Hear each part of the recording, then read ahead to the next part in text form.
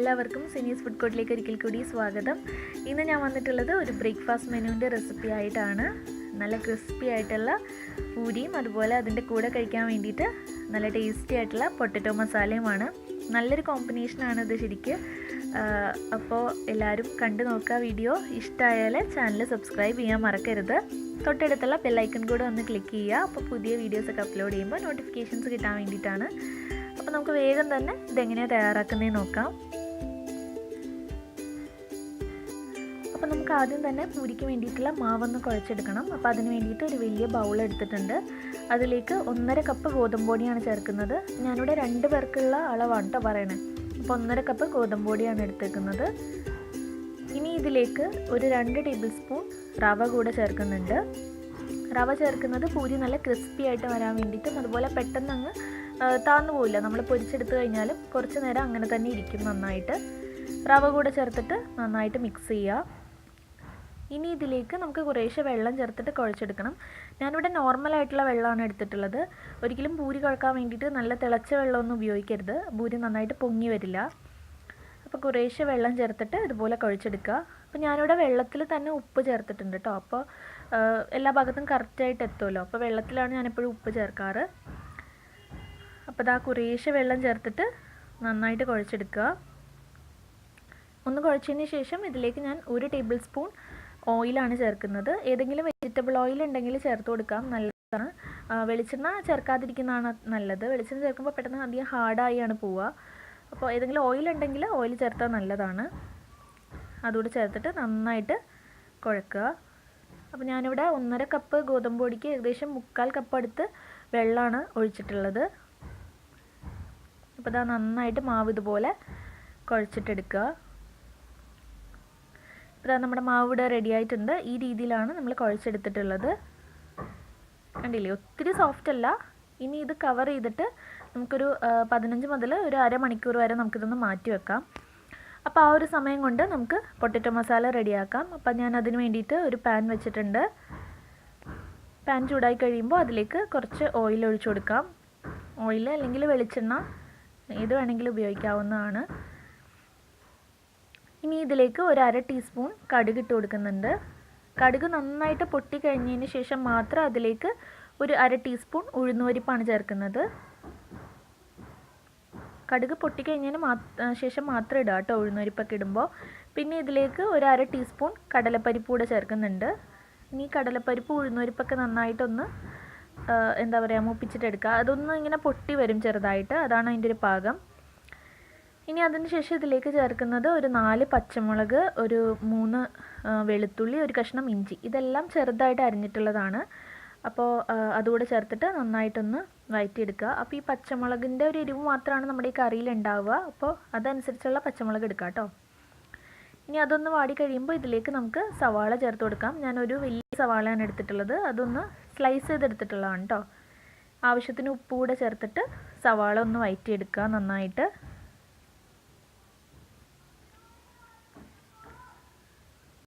ഇനി ഇതിലേക്ക് ആവശ്യത്തിനുള്ള കറിവേപ്പില കൂടെ ചേർക്കുന്നുണ്ട്.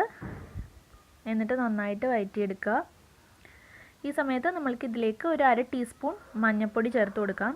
അപ്പോൾ മഞ്ഞൾപ്പൊടി ചേർത്തിട്ട് അതിൻ്റെ ആ ഒരു പച്ചമണം നന്നായിട്ട് മാറുന്ന വരെ നമ്മൾ വഴറ്റിയെടുക്കണം. അതുകൊണ്ടാണ് കുറച്ച് നേരത്തെ തന്നെ മഞ്ഞൾപ്പൊടി ചേർത്തിട്ടുള്ളത്.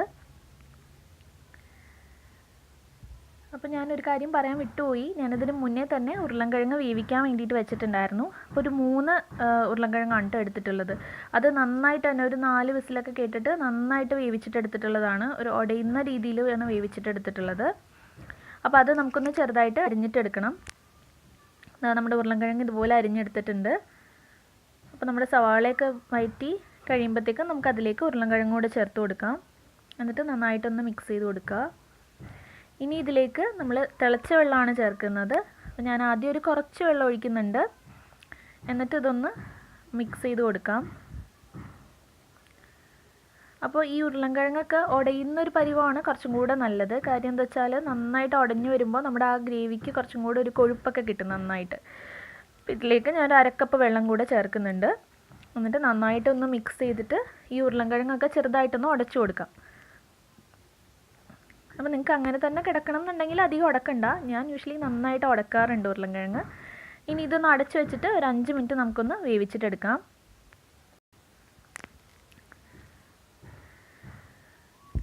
ഇപ്പോൾ ഒരു 5 മിനിറ്റൊക്കെ ആയിട്ടുണ്ട്. അപ്പോൾ ഇതിപ്പോൾ നന്നായിട്ട് ഉരുളൻകിഴങ്ങൊന്നും കൂടെയൊക്കെ ആ ഗ്രേവിയിൽ കിടന്ന് വെന്ത് ഞാൻ കുറച്ചും കൂടെയൊക്കെ ഒന്ന് ഉടച്ചെടുത്തിട്ടുണ്ട്. കണ്ടില്ലേ? ഇപ്പോൾ ചെറുതായിട്ട് മാത്രമേ കാണുന്നുള്ളൂ. ബാക്കി ഉരുളൻകിഴങ്ങൊക്കെ ഞാൻ നന്നായിട്ട് ഉടച്ച് നല്ല തിക്കായിട്ടുള്ള ഗ്രേവി ആയിട്ടുണ്ട്. അപ്പോൾ നിങ്ങൾക്ക് ഇങ്ങനെ വേണ്ടെങ്കിൽ അധികം ഉടക്കണ്ട.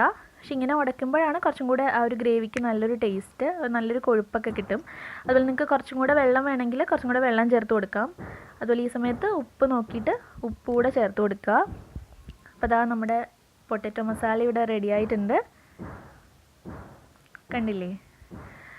അപ്പോൾ ഇനി നമുക്ക് നമ്മുടെ മാവ് എടുത്തിട്ട് അത് റെഡിയാക്കാം. ഇപ്പോൾ അരമണിക്കൂർ ആയിട്ടുണ്ട്. അപ്പോൾ നമ്മുടെ മാവ് ഒന്നും കൂടെ ഒന്ന് കുഴച്ചിട്ടെടുക്കാം നന്നായിട്ട്.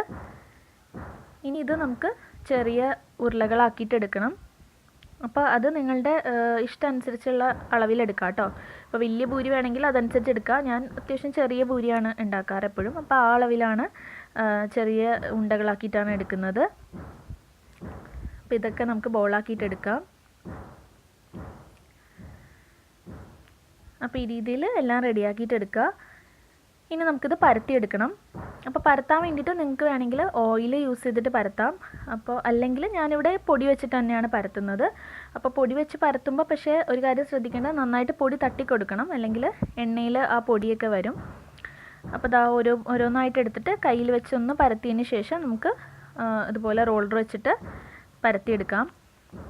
പരത്തുമ്പോൾ ശ്രദ്ധിക്കേണ്ടത് കുറച്ച് കട്ടിയിൽ വേണം പൂരിക്ക് പരത്താൻ വേണ്ടിയിട്ട്. ചപ്പാത്തി പോലെ അധികം നൈസായിട്ട് പരത്തരുത്, പൊങ്ങി വരില്ല നന്നായിട്ട്.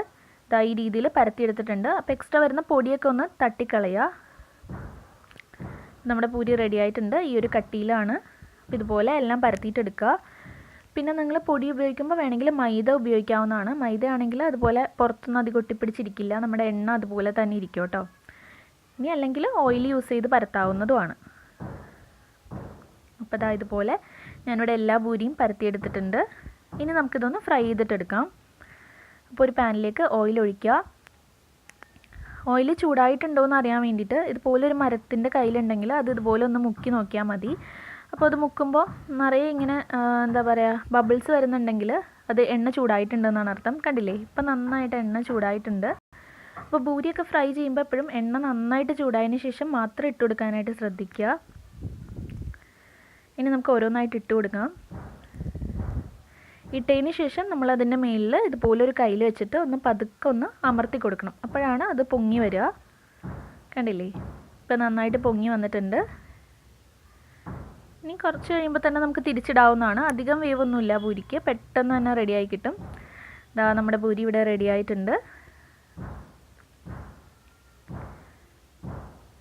നമുക്കിതുപോലെ എല്ലാ പൂരിയും ഫ്രൈ ചെയ്തിട്ടെടുക്കാം. അപ്പോൾ എണ്ണയുടെ ചൂട് എപ്പോഴും കറക്റ്റായിട്ട് ഉണ്ടാവണം, എന്നാൽ മാത്രമേ പൂരി നന്നായിട്ട് പൊങ്ങി വരുള്ളൂ. ആ കാര്യം മാത്രം ശ്രദ്ധിക്കുക എപ്പോഴും ഫ്രൈ ചെയ്യുമ്പോൾ. അപ്പോൾ നമ്മുടെ പൂരിയെല്ലാം ഞാനിവിടെ ഫ്രൈ ചെയ്തെടുത്തിട്ടുണ്ട്. അപ്പോൾ നമ്മൾ റവയൊക്കെ ചേർത്തുകൊണ്ട് ഇത് പെട്ടെന്ന് അങ്ങനെ താന്നു പോവില്ല. ഇതുപോലെ തന്നെ കുറച്ച് നേരം നന്നായിട്ട് തന്നെ ഇരിക്കും. അത്യാവശ്യം ക്രിസ്പിയുമാണ് കഴിക്കാൻ വേണ്ടിയിട്ട്. അതുപോലെ നമ്മുടെ പൊട്ടറ്റോ കറിയും ഇവിടെ റെഡിയാണ്. പൂരിയും ഈ ഒരു പൊട്ടറ്റോ കറിയും കൂടെ നല്ലൊരു കോമ്പിനേഷനാണ് ശരിക്കും കഴിക്കാനായിട്ട്. അപ്പോൾ എല്ലാവരും ഒന്ന് ട്രൈ ചെയ്ത് നോക്കുക കഴിച്ചിട്ടില്ലെങ്കിൽ. അപ്പോൾ ട്രൈ ചെയ്തിട്ട് നിങ്ങളുടെ അഭിപ്രായങ്ങളൊക്കെ കമൻറ്റ് ചെയ്യാനായിട്ട് മറക്കരുത്. പിന്നെ എപ്പോഴും പറയുന്ന പോലെ തന്നെ വീഡിയോ ഇഷ്ടമായാൽ ലൈക്ക് ചെയ്യാനും ഷെയർ ചെയ്യാനും ഒന്നും മറക്കരുത് കേട്ടോ. അപ്പോൾ ചാനൽ ഇതുവരെ സബ്സ്ക്രൈബ് ചെയ്തിട്ടില്ലെങ്കിൽ സബ്സ്ക്രൈബ് ചെയ്യുക, സപ്പോർട്ട് ചെയ്യുക. വീണ്ടും കൂടുതൽ റെസിപ്പീസൊക്കെ ആയിട്ട് കാണാം. താങ്ക്